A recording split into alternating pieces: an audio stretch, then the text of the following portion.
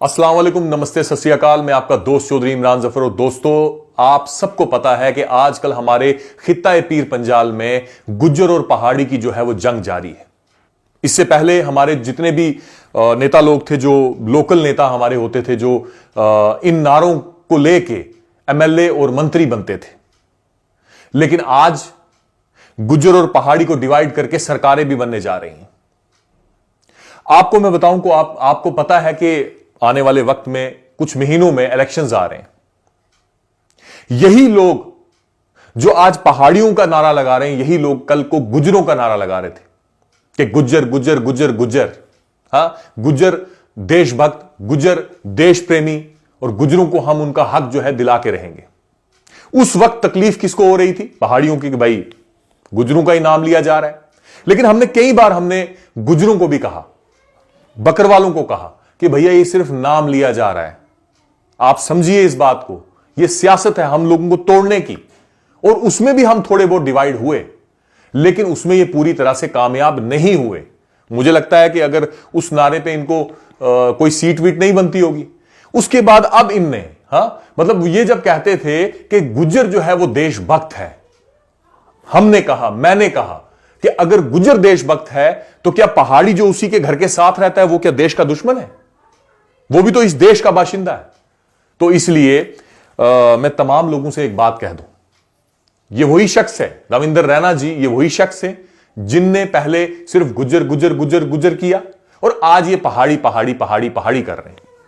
अगर इनको सच में ही अगर इनको देना हो, सच में ही अगर इनकी नीयत हो देने की, तो अगर ये रातों रात 370 को हटा सकते हैं, अगर ये रातों रात हमारे स्टेट का दर्जा जो है हमारे से ले सकते हैं, इस रियासत को जो है यतीम कर सकते हैं, तो क्या ये पहाड़ियों को एसटी स्टेटस नहीं दे सकते? मेरी आपसे ये गुजारिश है, हर बार हम बढ़ते रहे, जैसे ही इलेक्शन आते हैं तो हमें तोड़ने और बांटने की कोशिश की जाती है कुछ एजेंटों के जरिए।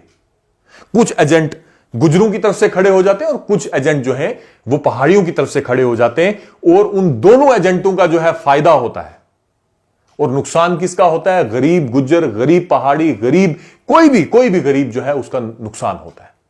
इसलिए मेरी आप सब लोगों से गुजारिश है कि जो चश्मा आपको गुज्जर और पहाड़ी का एक बार फिर से पहनाया जा रहा है, उस चश्मे को उतारिए और एक सियासत का चश्मा पहनिए। क्योंकि अभी तो सियासी निजाम जो है वो शुरू हो गया है, इलेक्शन कब हो जाए इस चीज का पता नहीं है। तो ये बस इलेक्शन की तैयारियां हैं, हम लोगों को बांट के, हम लोगों को तोड़ के, क्योंकि जब हम बट जाएंगे तो फैसले गलत होंगे। मतलब सिर्फ इतना है, इलेक्शन आ रहे हैं, वक्ती तौर पे गुज्जर और पहाड़ी को लड़ा के अपना फायदा निकालना है, सीटें निकालनी है, ताकि ये अपनी सरकार बनाएं और इस रियासत को और बर्बाद करें। मेरी बात समझिए?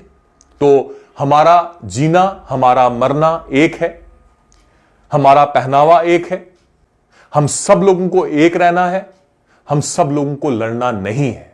इस बात को आप जहन में रखिए, ठीक? हम दुख और सुख के साथी बन के रहेंगे, इस चीज को अपने जहन में रखिए। मेरा फर्ज था आपको यह बात बताना, क्योंकि जब मैं सियासत में आया था, मेरी एक ही कोशिश थी कि खित्ता पीर पंजाल के लोगों को एक प्लेटफॉर्म पे लेके आना है। एक नौजवान होने के नाते मैंने ये सोच बनाई थी। जैसे कश्मीर के लोग अपनी कश्मीरियत जानते हैं, ठीक है, इसीलिए इतने हालात खराब होने के बावजूद भी वहां हर किस्म की डेवलपमेंट होती है।